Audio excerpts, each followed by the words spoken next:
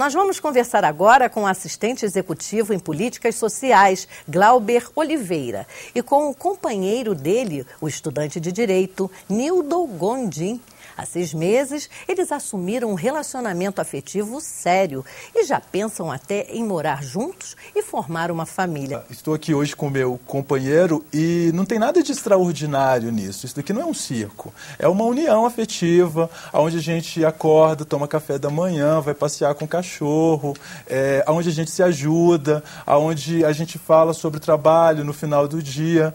É uma relação muito normal, natural. A gente comete erros como a maioria das pessoas cometem, a gente tem acertos como as pessoas têm acertos, a gente vai ao supermercado, a gente está mal-humorado, triste, feliz, enfim, a gente tem uma vida absolutamente normal.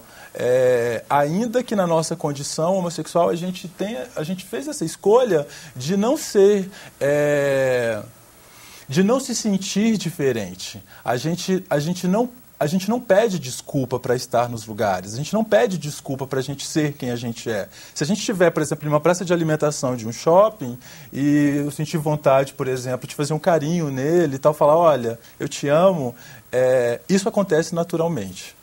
E vocês, nesse momento, vocês sentem que as pessoas olham de alguma forma atravessado, ou ficam rindo, ou comentam, ou você se sente extremamente à vontade, Nildo? Nós nos sentimos à vontade, né? Exatamente porque nós tratamos da nossa homossexualidade de uma forma natural. Então, isso implica que a gente haja com naturalidade na frente das outras pessoas. Agora, pessoas têm reações diferentes, então algumas pessoas também têm uma reação absolutamente natural, e isso é a maior parte dos casos, mas sempre tem alguma pessoa que se sente incomodada, né? E aí é um problema que a gente já abstrai, porque já não é nosso, já não nos pertence, né? Então a gente continua agindo com naturalidade, sem ser um comportamento agressivo, provocativo, né? Jamais o nosso comportamento adquire um aspecto de provocação. A gente tem visto, né, muito insistentemente aí nos jornais, na mídia de uma maneira geral, agressões, reações, né, às pessoas que têm uma outra preferência sexual. Como é que vocês veem essa divulgação hoje por parte da mídia? Porque as agressões e a intolerância sempre existiram, né? Só que elas não eram tão evidenciadas, né, pelos veículos de comunicação. O que vocês atribuem essa abertura da informação? Eu tenho 29 anos. Se eu fizer uma regressão de 10 anos e observar o Brasil de 10 anos atrás com o de hoje, é um Brasil diferente em vários aspectos. A própria movimentação da comunidade LGBT é uma movimentação hoje diferente. Se a gente perceber esse movimento, por exemplo, das paradas nas grandes cidades, cresceu bastante, né? Então foi um público que saiu bastante do gueto e adquiriu visibilidade. E uma vez tendo saído do armário, tendo saído do gueto, não se volta para o gueto, não se volta para o armário. As pessoas estão na rua. Nildo, você acha que um projeto de lei, uma lei em vigor, é capaz de mudar esse quadro, essa realidade ainda tão agressiva às pessoas que optam por uma outra... tem uma outra escolha sexual? Eu acho muito importante. Eu acho que o Estado tem que contribuir com a sociedade para que ela evolua, né? E evolua para o bem. Então, acho que o Estado tem essa função, sim, de amparar os seus cidadãos para que eles possam ter uma vida plena, uma vida digna, né? Então, se o cidadão cumpre uma etapa na vida de formação e depois vai trabalhar, ele está, de alguma maneira, contribuindo para a sociedade. Isso não pode ser descartado, a contribuição, ele não pode ser visto como um mal dentro da sociedade, apenas por ser diferente. Ele tem que ser visto como uma diferença que soma, né? que acrescenta para a sociedade. Então a gente quer contribuir. Nós gays não queremos fazer uma sociedade à parte, né? A parte com características próprias, com estilo de vida próprio, totalmente diferenciado. Em alguns aspectos somos diferenciados, isso é natural. Mas o que a gente busca, acima de tudo, é uma vida normal. A garantia dos direitos humanos e da cidadania. Exatamente.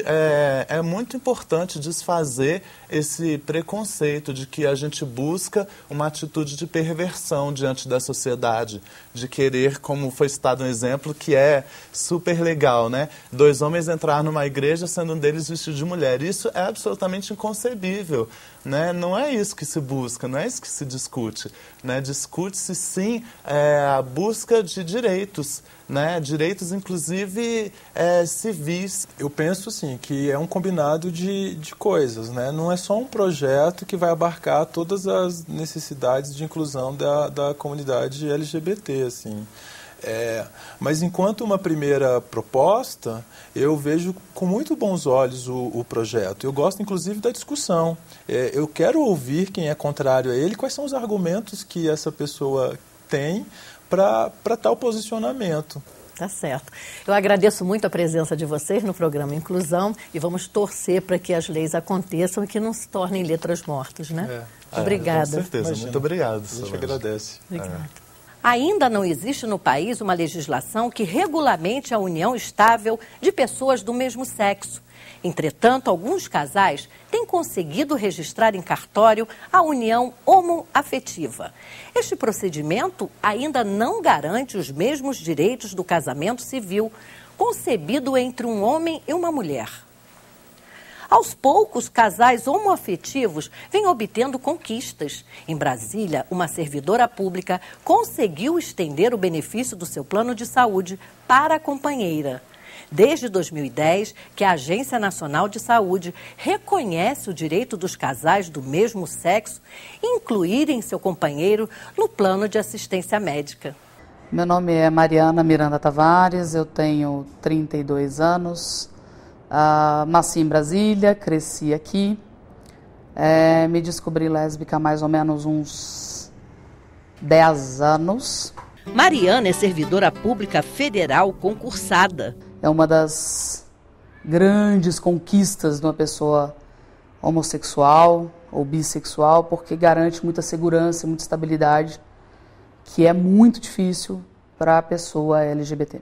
Há 4 anos, ela mantém um relacionamento com Renata e, como funcionária pública, conseguiu estender o benefício do plano de saúde para a companheira. Hoje, o Serviço Público Federal permite que o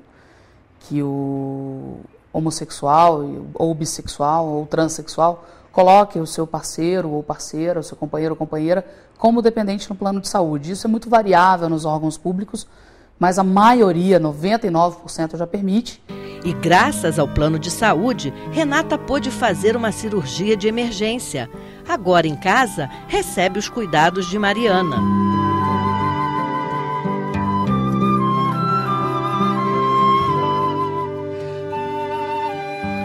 Recentemente, Mariana e Renata conseguiram oficializar a união estável em cartório. Essa declaração, infelizmente, não garante os direitos que um casamento garantiria, não garante nem no trabalho. Apesar de eu ter ido lá no cartório, assinado, casado, eu não tive o direito a 8 dias de licença, como se um casal heterossexual tivesse ido fazer a mesma coisa. O documento expedido pelo cartório apenas legaliza a união afetiva constituída entre pessoas do mesmo sexo, mas não garante nenhum direito dos que são concedidos no casamento civil entre um homem e uma mulher. Um cidadão heterossexual tem mais direitos do que um cidadão homossexual. E um cidadão homossexual tem os mesmos deveres de um cidadão heterossexual. É uma desigualdade, é um desrespeito. Mariana considera perverso o sistema que exclui, torna invisível, nega direitos e condena as uniões homoafetivas. Para exemplificar essa questão dos direitos que nos são cortados, né, a gente, por exemplo, Se hoje eu venho a morrer, a minha companheira tem que entrar numa ação judicial para ter o direito a uma pensão, que ela tem esse direito por natureza, né? Nenhuma lei permite hoje a adoção por casais homossexuais. O que se recorre sempre é a Constituição Federal. A Constituição, no seu artigo 5º, diz que nenhuma pessoa pode ser discriminada por conta de nenhuma razão, e a orientação sexual é um desses elementos. Então, normalmente os casais entram na justiça ou recorrem ao artigo 5º para solicitar o direito à adoção conjunta, né?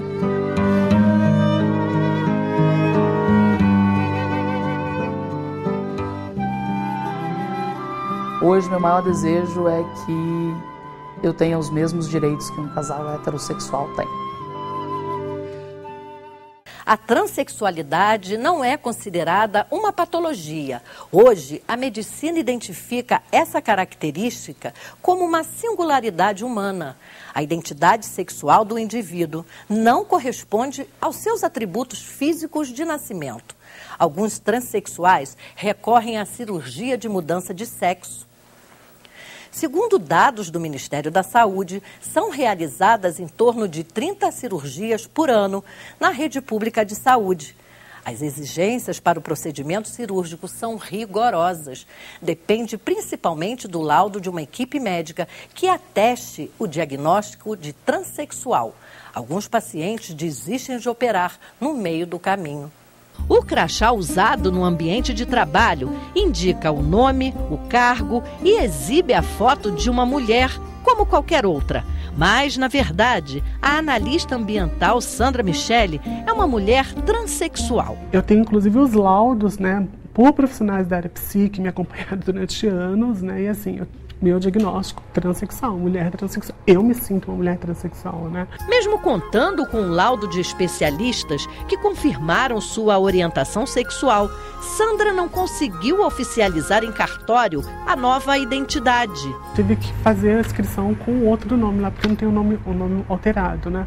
Mas eu já tinha feito a minha transição de gênero, né? Então, assim, quando eu fui fazer a prova, eu já fui eu. Para a advogada Márcia Regina Melaré, conselheira federal da Ordem dos Advogados do Brasil e dirigente da entidade há 20 anos, o país precisa respeitar a diversidade para garantir cidadania a todos. Eu acho que esse grupo realmente tem que ter um olhar mais sensível, porque o transexual não é uma orientação sexual, não é uma opção sexual, é uma questão já biológica, né? O transexual, ele não compatibiliza a mente dele com o corpo que ele tem. Formada em biologia e funcionária concursada do Ministério do Meio Ambiente, há 5 anos, Sandra mudou de São Paulo para Brasília com o firme propósito de construir uma nova vida e constituir outra identidade. Minha transição de gênero eu fiz aos 27 anos, né? Por conta própria, Sandra fez uso de medicamentos à base de hormônio para garantir uma imagem mais feminina. E você operou, Sandra? Não sou cirurgiada. Esse é um tema importante, inclusive, da gente estar trabalhando, porque o que acontece é desconstruindo um pouco os imaginários que têm sido propagados socialmente, né? Porque, na verdade, existe um discurso de medicamentalização dos corpos, né? Foi construído durante muito tempo essa ideia dentro do discurso da medicina de que você tem que adequar o corpo, de que é uma mulher presa num corpo masculino, né? E tudo mais, né? Mas isso é um discurso da medicina, né? Das ciências médicas. Se você vai para a antropologia ou para a sociologia, né? As discussões, as reflexões, né? A maneira como é compreendida a realidade das pessoas trans passa por outras questões que não necessariamente esse enfoque na medicalização dos corpos, né? A bióloga pensou até em fazer cirurgia para adequar o corpo à nova identidade de gênero, mas acabou desistindo. Logo que eu vim para Brasília, eu participei do processo transexualizador, né, dentro do Hospital Universitário de Brasília, né? Eu tive acompanhamento, tenho os laudos, tenho tudo isso, né? Todo o protocolo lá que o Conselho Federal de Medicina solicita, né? Eu tive indicação para cirurgia, a cirurgia ia ser realizada em Goiânia, né?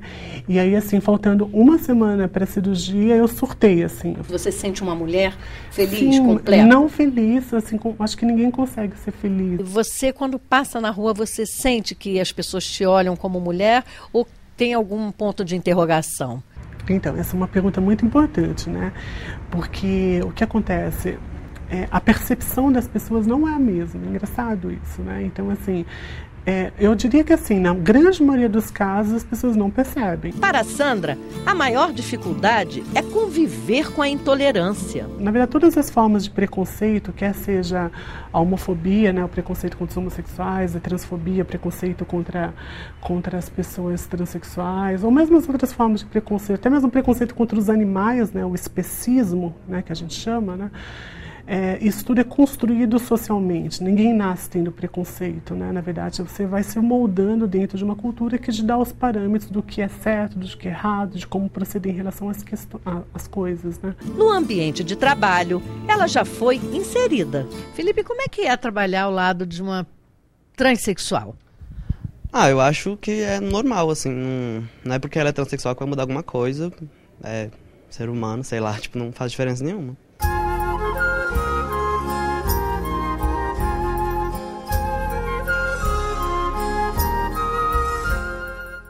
Veja a seguir o trabalho realizado por uma organização não governamental de Brasília junto a vítimas de homofobia. Voltamos já.